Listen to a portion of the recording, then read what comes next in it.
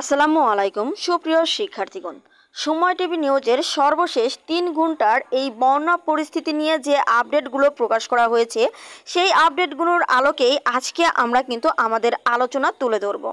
আমরা আমাদের আলোচনা তুলে ধরব যে 2023 সালের অনার্স চতুর্থ বর্ষের 13 তারিখের পরীক্ষা স্থগিত হওয়ার সম্ভাবনা আছে কিনা, যেহেতু এই বিষয়টা নিয়ে কিন্তু আপনারা অনেকেই জানতে চেয়েছেন। বিশেষ করে যারা দূর দূরান্তের শিক্ষার্থী রয়েছেন তাদের এই বিষয়টি নিয়ে কিন্তু সবচেয়ে বেশি টেনশনে রয়েছে। যারা চাকরি করছে, চাকরির পাশাপাশি পরীক্ষা দিচ্ছে, তাদের টেনশন কিন্তু সবচেয়ে বেশি। তো দেখুন, অনেকেই আছে যে আসলে এই বিষয়গুলো নিয়ে খুব চিন্তা করছে, তারা আমাদেরকে খুব কমেন্ট করছে যে পরীক্ষা হবে কিনা। কিন্তু অনেকেই আছে যে আমি এই আপডেটগুলো দিচ্ছি আর তারা মনে করছে আমি অতিরিক্ত বারবার কেন আপডেট দিচ্ছি। তো আপনাদেরকে বলছি, যারা ভিডিও দেখার দরকার নাই, যারা কোনো টেনশন নেই, যাদের মনে হচ্ছে পরীক্ষা হলে হবে, তারা দেখবেন না। আমি সবসময় একটা কথা বলছি যে আপনারা মনোযোগ সহকারে পড়াশোনা করুন। পরীক্ষা স্থগিত হবে কি হবে না এই বিষয়টা নিয়ে তো আপনাদের ভাববার কোনো দরকার নেই। আমার ভিডিওগুলো আপনাদের দেখার দরকার নেই। যারা বলছেন আমি অতিরিক্ত নিউজ দিচ্ছি তাদেরকে বলছি, কিন্তু যাদের দরকার আছে শুধুমাত্র তারাই ভিডিওটি দেখুন। কিন্তু যারা বাসায় বসে মনোযোগ সহকারে পড়তে পারছেন তাদের তো আসলে এই ভিডিওগুলো দেখার প্রয়োজন নাই। তারা মনে করুন আপনাদের পরীক্ষা হবে, যথাসময়ে অনুষ্ঠিত হবে, আপনারা পড়াশোনা করতে থাকুন। তো যাই হোক, আমি মূল আলোচনায় চলে যাই। দেখুন, সময় টিভি নিউজের সর্বশেষ 3 ঘন্টার আপডেটে আমরা প্রথমেই জানতে পেরেছি যে তারা কিন্তু বলেছে যে টানা 10 দিন ভারী বৃষ্টিপাত হওয়ার একটা সম্ভাবনা রয়েছে। এইদিকে দেখুন, পানিতে নিমজ্জিত হচ্ছে বিভিন্ন উপজেলার 80 গ্রাম, মানে 80টি গ্রামে প্রায় আপনাদের দেখা যাচ্ছে দুর্ভোগে রয়েছে। অনেক মানুষের কিন্তু এই যে বন্যা পরিস্থিতির যে কারণে অনেক কষ্টে কিন্তু সময় পার করতে হচ্ছে। তো তারা কিভাবে আসলে পরীক্ষা দিবে। এরপরে দেখুন, ফেনীতে আবার কি হয়েছে, বৃষ্টি কিন্তু থেমে গিয়েছে। ফেনীতে বৃষ্টি কমে গিয়েছে, সেখানে পানি নেমে যাচ্ছে, স্পষ্ট হচ্ছে ক্ষয়ক্ষতি, অর্থাৎ সেখানে স্পষ্ট হচ্ছে ক্ষয়ক্ষতি। তো সেখানে বৃষ্টি থেমে গিয়েছে, সুতরাং বন্যা পরিস্থিতি কিছুটা হলেও সেখানে উন্নত হয়েছে।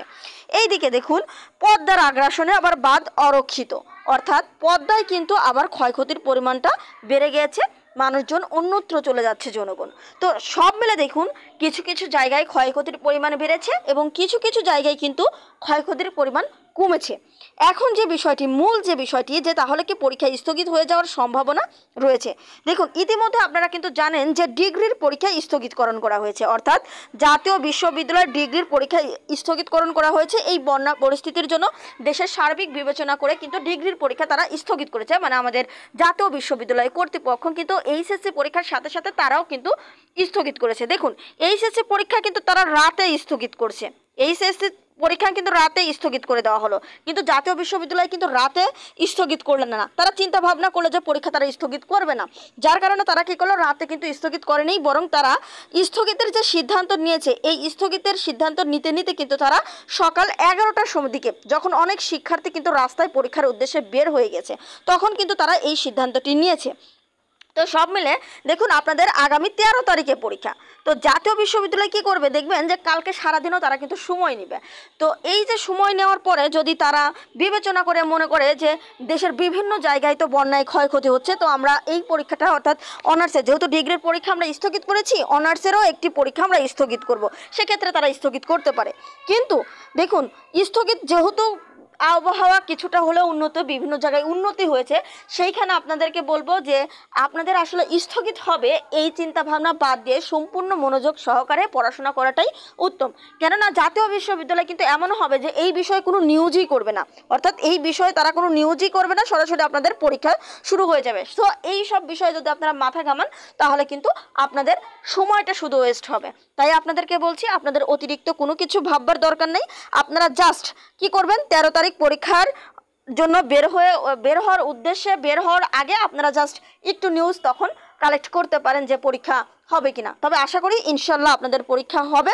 তাই আপনাদেরকে বলবো, সবসময় আপনারা যারা আমাদের উপর বিশ্বাস রাখতে পেরেছেন তারা আমাদের ভিডিওগুলো দেখবেন। ততক্ষণে সবাই ভালো থাকবেন, সুস্থ থাকবেন। ধন্যবাদ।